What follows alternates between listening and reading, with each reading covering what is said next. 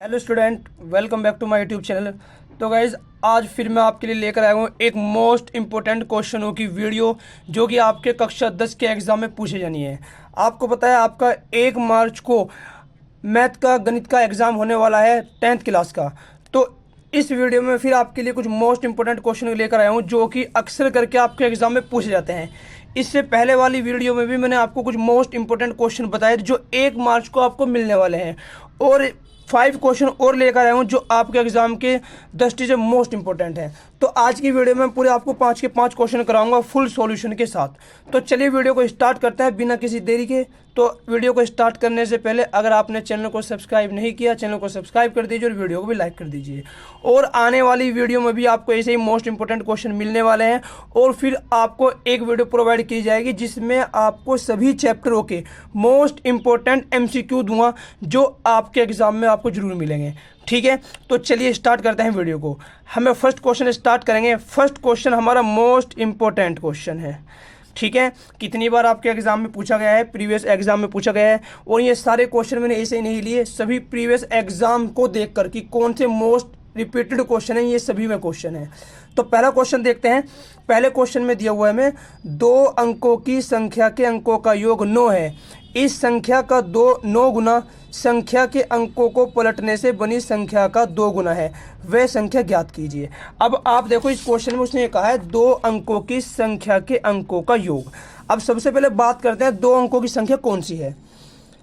First question, अब बात करते हैं 2 अंकों की संख्या। 2 अंकों की संख्या कैसी होती है? जैसे देखो आप, हमारे पास 10th हो गई, हमारे पास 20 हो गया, 45 हो गया, 85 हो गया, 95 हो गया, ये सब हमारे पास 2 अंकों की संख्या है। 10 11 हो गया, 15 14, तो ये सभी 2 डिजिट की संख्या है ना, 2 नंबरों की संख्या है, इसमें 2 डिजिट है हमारे पास।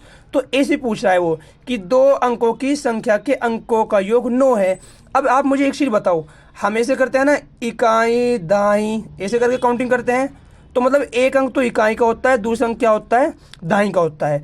तो सबसे पहले हमें ये नहीं पता कि वो 2 अंकों की संख्या के अंकों का योग कौन है, पर हमें ये चीज़ जरूर पता है कि 2 अंकों की संख्या में एक अंक इकाई का होता है और एक अंक क्या का होता है, दहाई का होता है। तो हम इस क्वेश्चन में सबसे पहले लेट करके चलेंगे कि माना इकाई का अंक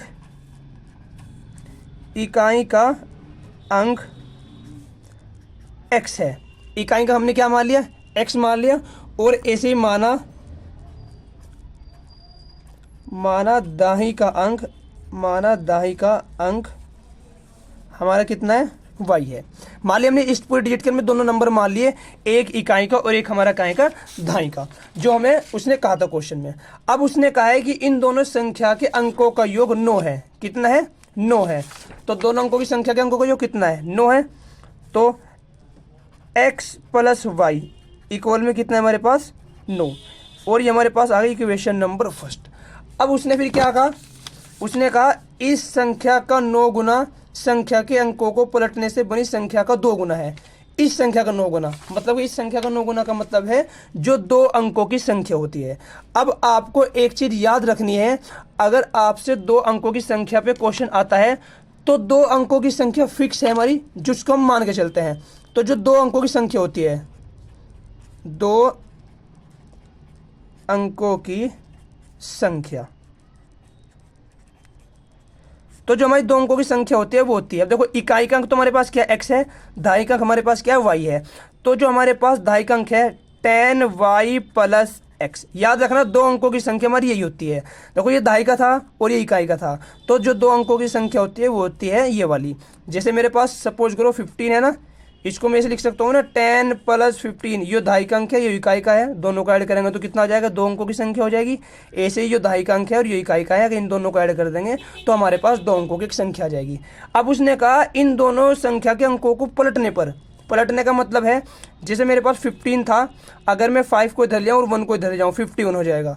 उसने कहा अगर दोनों अंकों की संख्या के अंकों को पलट दें, तो अंकों को पलटने पर देख कौन सी संख्या बनेगी, अंकों को पलटने पर बनी संख्या। एग्जाम में भी सेम आपको यही प्रोसेस लेके चलना है, इसी तरीके से करना है। तो अंक पलटेंगे, जो इकाई का अंक है वो दाई का हो जाएगा, जो दाई का भी इकाई का हो जाएगा। तो 10x प्लस का y हो गया। ठीक है, अब हमें क्वेश्चन में कहा है इसने प्रश्नानुसार, देखो क्वेश्चन में क्या रखा, इस संख्या का 9 गुना, जो हमारी 2 अंकों की संख्या है यानी 10y प्लस x, इस संख्या का 9 गुना, कितने गुना, 9 गुना संख्या के अंकों को पलटने से बनी संख्या का 2 गुना है। जब जो डिजिट मैंने बदली है उसका 2 गुना है, तो वह संख्या ज्ञात करनी है। संख्या का मतलब है जो हमने वो 2 अंकों की संख्या बननी थी वो ज्ञात कर दी है। तो हम क्या करेंगे, प्रश्नानुसार उसने क्या रखा, प्रश्नानुसार ये जो संख्या है 2 अंकों की, इसका 9 गुना, कितना गुना, 10y प्लस का x, और जो संख्या के अंकों को पलटने से बनी संख्या है इसका 2 गुना, इसका कितना गुना, 2 गुना। इन दोनों को हम क्या रख देंगे, बराबर रख देंगे। अब मल्टीप्लाई करेंगे हम, इसके करेंगे तो 90y हो जाएगा हमारे पास, और मल्टीप्लाई करेंगे तो 9x होगा। ठीक है, इसकी इसमें करेंगे तो 20x होगा, इसकी इसमें करेंगे तो हमारे पास 2y होगा। हम एक काम करेंगे, x वाले एक साथ लेंगे और जो हमारे पास y वाले भी एक साथ लेंगे। इस y को इधर ले आएंगे, इसको उधर ले जाएंगे, तो हमारे पास हुआ 90y माइनस का 2y, इधर 20x था, ये पर जाकर हमारे पास हो गया माइनस का 9x। ठीक है, अब ये हमारे पास बचे 88y और हमारे पास बचे 11x। ठीक है, अब हम क्या करेंगे, देखो हम डिवाइड करते हैं एक बार। 9x हो गया हमारे पास, इस संख्या का 9 गुना और इस संख्या का कितना, 2 गुना। आपस में क्या था, एक क्वेश्चन को देख लेते हैं। पलटने से बनी संख्या का 2 गुना है, वह संख्या ज्ञात कीजिए। चलो देखते हैं। तो इससे हम 11 से डिवाइड करेंगे, 8 टाइम डिवाइड हो जाएगा, तो x बराबर आएगा हमारे पास 8y। हमारे पास x निकल गया, इक्वेशन नंबर क्या है हमारे पास, सेकंड आ गई, सॉरी सेकंड आ गई। अब हमें x और y का मान निकालना है। अब देखो हम समीकरण 1 में समीकरण 2 को रख देंगे, जहां पर x है वहां पर क्या रख देंगे, 8y रख देंगे। ठीक है, तो हम क्या करेंगे, समीकरण 1 में समीकरण 2 का मान रखने पर, 2 का मान रखने पर रख देंगे। समीकरण 1 हमारे पास थी x की जगह रख देंगे 8y, और प्लस में हमारे पास y था, बराबर में 9 है, प्लस में हमारे पास y और इक्वल में हमारे पास हो गया 9। तो ये कितना होगा हमारे पास, 9y हुए, इक्वल में 9 हुआ, तो इससे इसको डिवाइड करेंगे, y इक्वल आ जाएगा हमारे पास 1। y का मान मिल गया। अब y का मान उठा के वापस इक्वेशन नंबर 2 में रख देंगे। तो इक्वेशन 2 से x इक्वल 8y की जगह वो रखा 1, तो x बराबर आ गया हमारे पास 8। मतलब कि हमें x और y दोनों का मान मिल गया, ये y का मान है और ये x का मान है। अब हमें संख्या निकालनी थी, और संख्या हमारे पास क्या है, वो संख्या जो हमारे पास है वो क्या है, हमारे पास संख्या है 10y प्लस का x, यही हमारे पास संख्या है। तो हम उठा के इसमें मान रख देंगे, 10y की जगह रखेंगे 1, x की जगह रखेंगे 8, तो 10 प्लस 8 इक्वल में हो गया हमारे पास 18, और यही हमारे क्वेश्चन का आंसर है। ठीक है गाइस, चलिए नेक्स्ट क्वेश्चन देखते हैं। क्वेश्चन नंबर नेक्स्ट में क्या दिया हुआ है, क्वेश्चन नेक्स्ट, और क्वेश्चन नेक्स्ट भी आपका मोस्ट इंपोर्टेंट है, क्योंकि ये भी आपके कितनी बार रिपीट हुआ है। उसने कहा बिंदुओं a -2a2 और 2a8 को जोड़ने वाले रेखाखंड ए बी को 4 बराबर भागों में विभाजित करने वाले बिंदुओं के निर्देशांक ज्ञात कीजिए। देखो हमारे पास 2 बिंदु दिए हुए हैं, इसमें कितने बिंदु दे रखे हमारे पास, हमें 2 बिंदु दिए हुए हैं। 2 बिंदु कैसे दिए हुए हैं, उसने हमें एक बिंदु ये जो हमारे पास है -2a2, और दूसरा पॉइंट हमारे पास है वो हो गया हमारे पास 2a8। अब उसने ये कहा इस रेखाखंड को जोड़ने वाले, ये रेखाखंड जोड़ रहे, इस रेखाखंड को जोड़ने वाले, देखो जोड़ने वाले रेखाखंड ए बी को, मतलब रेखाखंड हमारे पास ये क्या है, ए है, और ये हमारे पास क्या है, बी है। ये रेखाखंड एक लाइन का पार्ट है। जोड़ने वाले रेखाखंड ए बी को 4 बराबर भागों में विभाजित करने वाले बिंदुओं के निर्देशांक ज्ञात कीजिए। अब वो 4 बराबर भागों में विभाजित करना क्या मतलब है, अगर मुझे किसी भी लाइन को, मेरे पास ये लाइन है, अगर इसको 2 बराबर भागों में डिवाइड करना तो मुझे एक पॉइंट चाहिए। अगर मैंने मान लिया वो पॉइंट एक्स वाई है, देखो एक पॉइंट 2 बराबर भागों में डिवाइड करता है। अगर 3 बराबर भागों में डिवाइड करना तो हमारे पास 3 पॉइंट होंगे, एक्स वाई और दूसरा एक हो जाएगा एक्स वाई, ठीक है। और अगर 4 में डिवाइड करना तो हमारे पास 3 बिंदु होंगे। तो उसने 4 इक्वल पार्ट में कहा, तो मैंने मान लिया मेरे पास एक पॉइंट ये होगा एक्स वाई पी मान लिया मैंने, एक मेरे पास पॉइंट ये हो जाएगा एक्स वाई जो मैंने क्यू मान लिया, और एक मेरे पास पॉइंट ये हो जाएगा जो मैंने आर मान लिया, ये भी एक्स वाई हुआ। ठीक है, अब हमें इन तीनों पॉइंटों के निर्देशांक ज्ञात करने हैं। अब हमें विभाजित फॉर्मूला, विभाजन फॉर्मूला पता है हमारे पास। विभाजन फॉर्मूला क्या होता है? चैप्टर नंबर 7 पढ़ा होगा आपने, निर्देशांक ज्यामिति, उसका क्वेश्चन है, पूछा जरूर जाता है। विभाजन सूत्र, विभाजन सूत्र होता है हमारे पास X Y equal m1 x2 plus m2 x1 upon में m1 प्लस m2। ठीक है, और होता है फिर m1 y2 plus m2 y1 upon में m1 प्लस m2, ये होता है। अब ये फॉर्मूला अगर मुझे लगाना है कि ये मेरे पास फॉर्मूला होता है, विभाजन सूत्र होता है, अगर मुझे ये फॉर्मूला लगाना है तो मेरे पास mx1 y1 और m1 m2 का मान होना चाहिए। अब m1 m2 मुझे पता है, ये जो हमारे बीच के रेशियो होते हैं वे होते हैं, पर ये फॉर्मूला तो ओनली m1 m2 के लिए होता है। यहाँ तो m1 m2 m3 m4 हो जाएंगे, तो हम एक एक पॉइंट फाइंड करेंगे। सबसे पहले p पॉइंट के लिए, फिर q पॉइंट के लिए, फिर r पॉइंट के लिए। p पॉइंट के लिए हमें इन दोनों पॉइंटों को क्या मान लें कि ये दोनों पॉइंट है नहीं, और q पॉइंट के लिए इन दोनों पॉइंट को नेगलेक्ट कर लेंगे, और r पॉइंट के लिए इन दोनों पॉइंट को नेगलेक्ट कर लेंगे। कैसे करेंगे देखिए, हम सबसे पहले किसके लिए करेंगे? P बिंदु के लिए, P बिंदु के लिए। अगर हम P बिंदु के लिए करें तो हमारे पास, हम अपना लाइन बनाएंगे, ये हमारे पास लाइन होगी। A पॉइंट मेरे पास है -2 और B पॉइंट है मेरे पास 2 और मैंने मान लिया मेरा P पॉइंट यहाँ पर था जो कि क्या है, x y है। अब देखो m1 m2 मुझे पता है मेरे ये मान होते हैं, तो ये मेरे पास m1 होगा और ये मेरे पास m2 होगा पूरा। अब m1 m2 कितना होगा? देखो 1 2 3 4, 4 बराबर भागों में विभाजित कर रखा, तो बिंदु P के लिए ये तो 1 हो जाएगा, मतलब कि m1 तो मेरे पास 1 है, और जो m2 है वो इतनी पूरी डिस्टेंस है ना, तो 1 2 3, तो m2 कितना है मेरे पास? 3 है, तो m2 मेरे पास कितना हो जाएगा? 3 हो जाएगा। मिल गया मुझे, ये मेरे पास x1, ये y1, ये x2 और ये क्या हमारे पास y2। तो हम विभाजन सूत्र से करेंगे इसको, तो विभाजन सूत्र,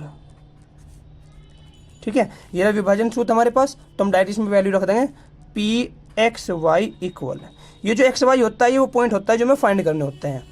क्या होता है इक्वल में? m1 x2, m1 हमारे पास 1 है और x2 मेरे पास है 2 प्लस m2 मेरे पास 3 है और x1 मेरे पास है -2 अपॉन में m1 m2 1 प्लस का 3, फिर m1 y2 सेम ऐसे ही, m1 मेरे पास 1 है और y2 मेरे पास है 8 प्लस m2 3 है और y1 है मेरे पास 2 अपॉन में हो गया m1 प्लस m2। तो सॉल्व करेंगे इसको, पी एक्स वाई इक्वल 2 एकम 2 हो जाएगा, ये माइनस का 6 हो जाएगा, अपॉन में कितना हो गया 4, ये हो गया हमारे पास 8 एकम 8, ये 3 दूनी 6 और अपॉन में 4।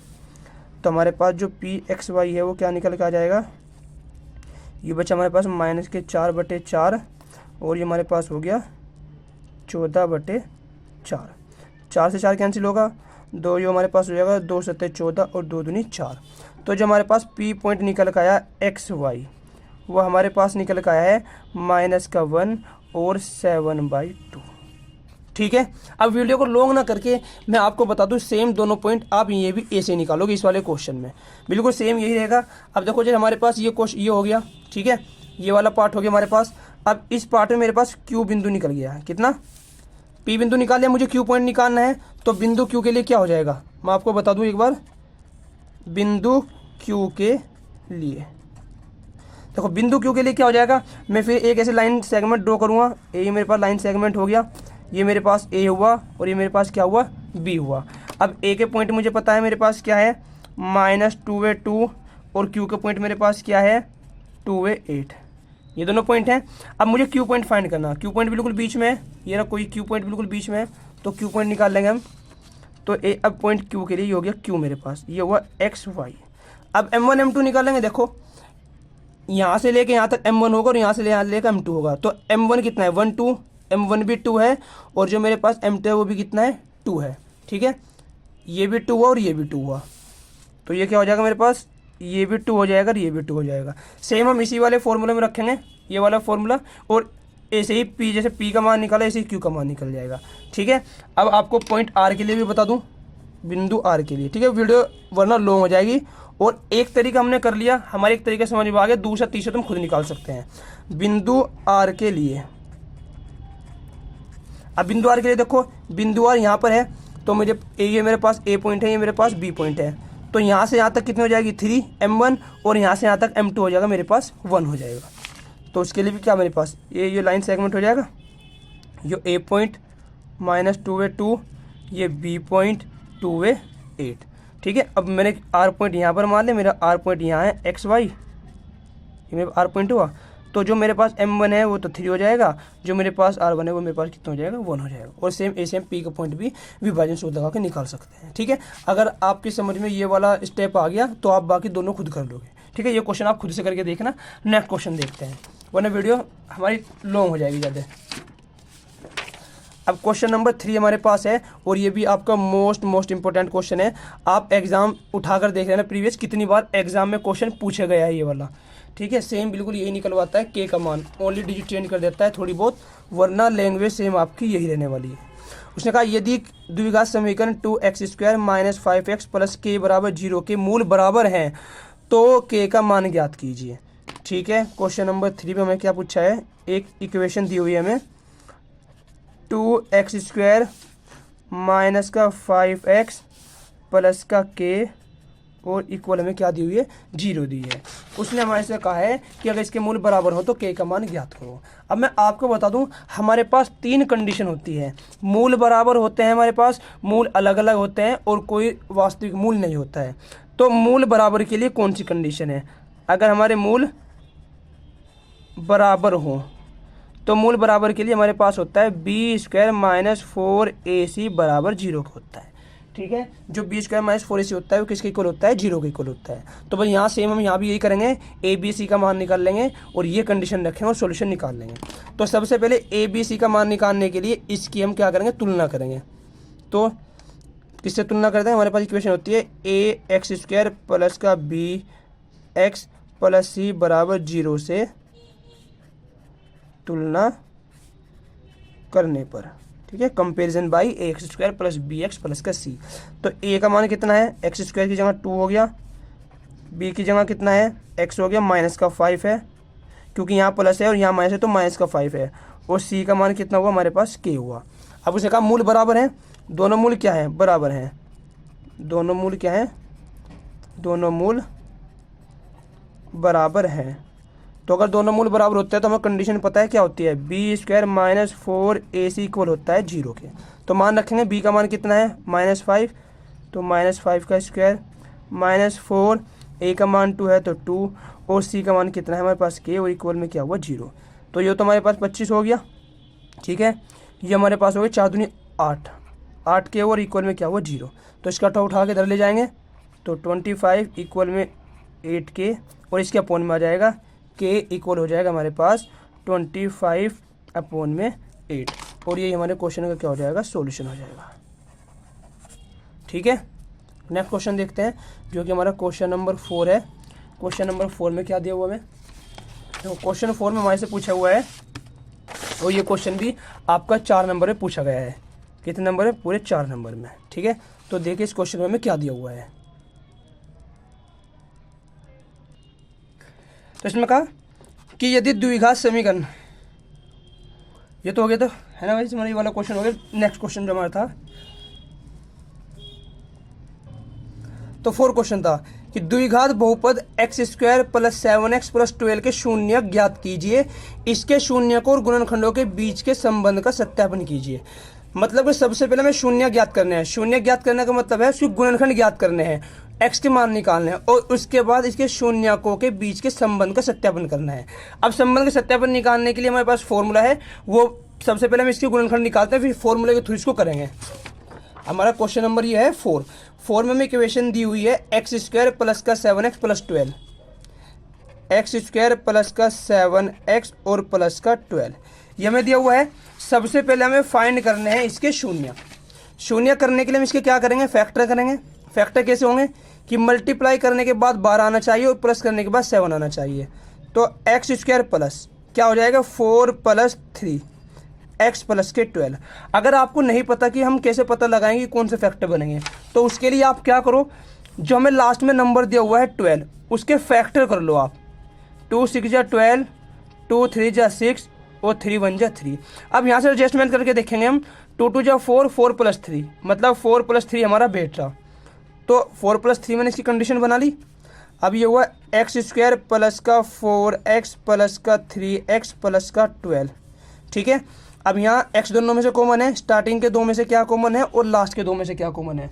तो स्टार्टिंग के 2 में से x कॉमन है, यहाँ बचा x + 4, इनमें से 3 कॉमन है, यहाँ बचा x + 4। ठीक है कि 3 कॉमन ले लिया, x तो कॉमन इन दोनों में से है नहीं। इसमें पहले स्टार्टिंग के 2 में से कॉमन लेते हैं, फिर लास्ट के 2 में से कॉमन लेते हैं।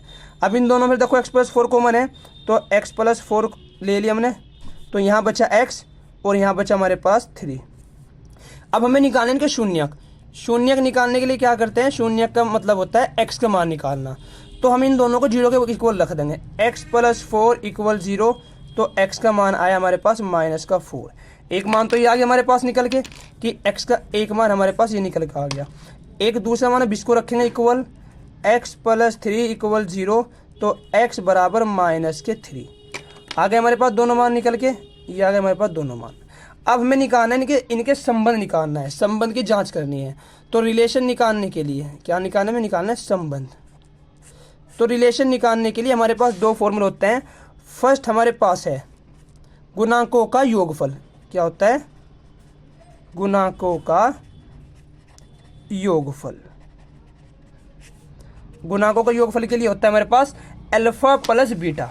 क्या होता है हमारे पास, अल्फा प्लस बीटा इक्वल में -x का गुणांक अपॉन होता है x² का गुणांक। अब बात करते हैं अल्फा बीटा। ये जो हमारे मान निकल के आते हैं, ये दोनों, इनमें पहला अल्फा होता है, दूसरा क्या होता है, बीटा होता है। अब -x का गुणांक और x² का गुणांक कहाँ से निकलेगा, वो है ये वाला कि x की मल्टीप्लाई में कौन है, 1 है, और x² की मल्टीप्लाई में 1 है, और x की मल्टीप्लाई में 7 है। तो यहाँ रखेंगे अल्फा का मान कितना है हमारे पास, -4 और बीटा का मान कितना है, प्लस -3 और इक्वल।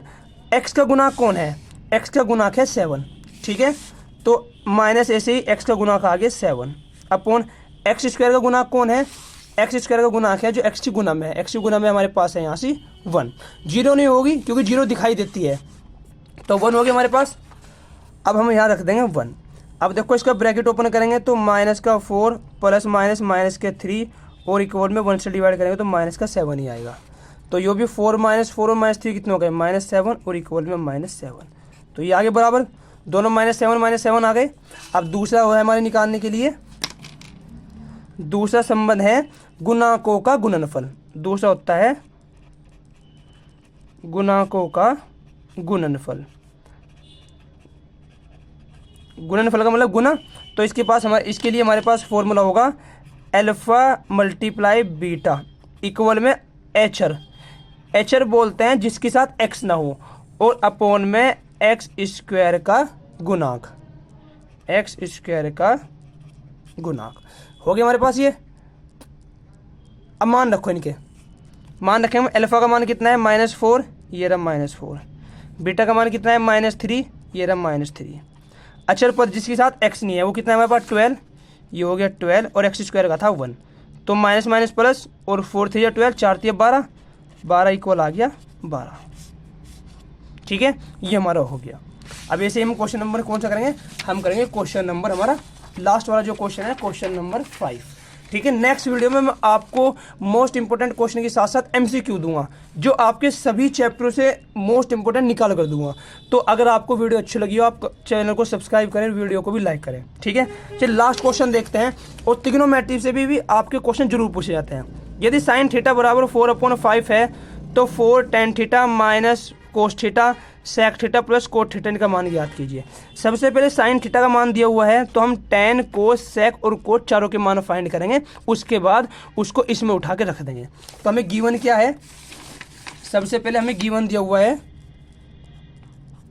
साइन, कितना दिया हुआ है, साइन थीटा हमें दिया हुआ है उसने 4/5, और हमें फाइंड करना है 4 tan थीटा माइनस का 5 cos थीटा अपॉन में sec थीटा प्लस का 4 cot थीटा। ठीक है, अब हम यहाँ से मान निकाल लेंगे। अब हमें एक चीज़ पता है, हमारे पास एक ट्रिक होती है, लाला अशरफी लाल और के अग्रवाल, क्योंकि हमें इसके लंब कर्ण और आधार तीनों के मान ज्ञात करने होते हैं। यहाँ हमारे पास साइन थीटा होता है, यहाँ कोस थीटा होता है, यहाँ टेन थीटा होता है, ये कोट थीटा का मान होता है, ये सेक का होता है और ये कोस सेक का होता है। तो टेन बराबर होता है, तो साइन बराबर होता है लंब बटे कर्ण, मतलब लंब का मान है और कर्ण का मान है, आधार का मान नहीं है। तो आधार का मान किससे निकालेंगे? पाइथागोरस थ्योरम से। किससे?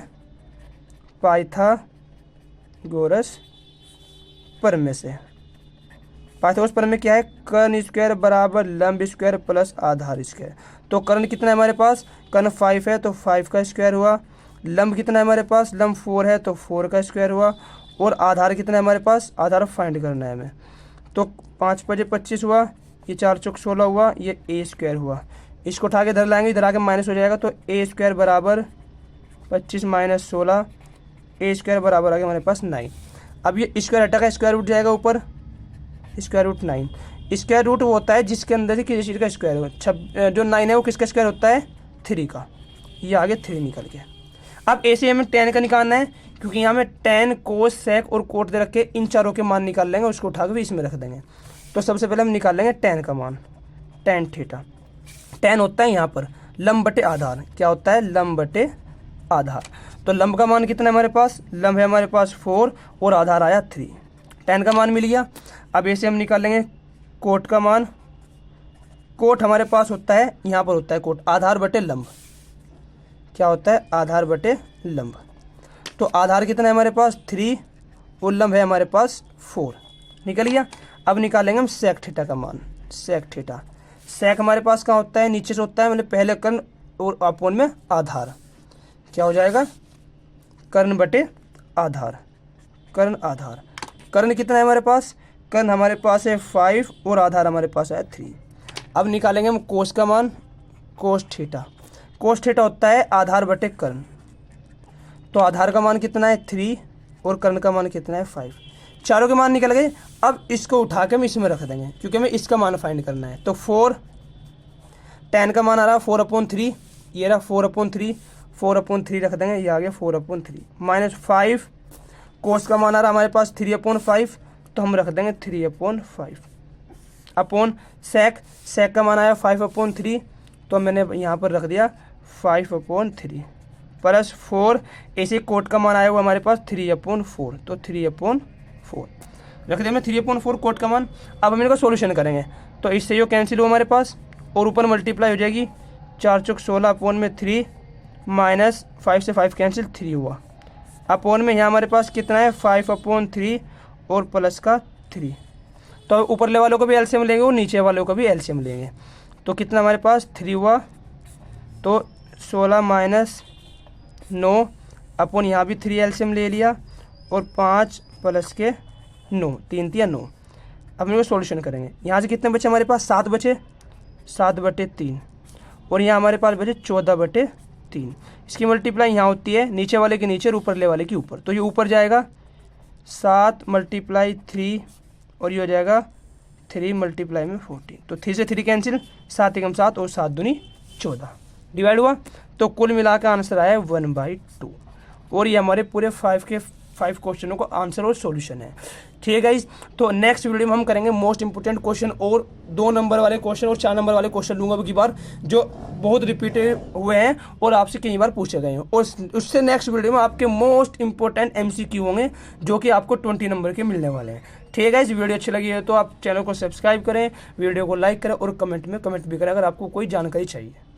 Thank you.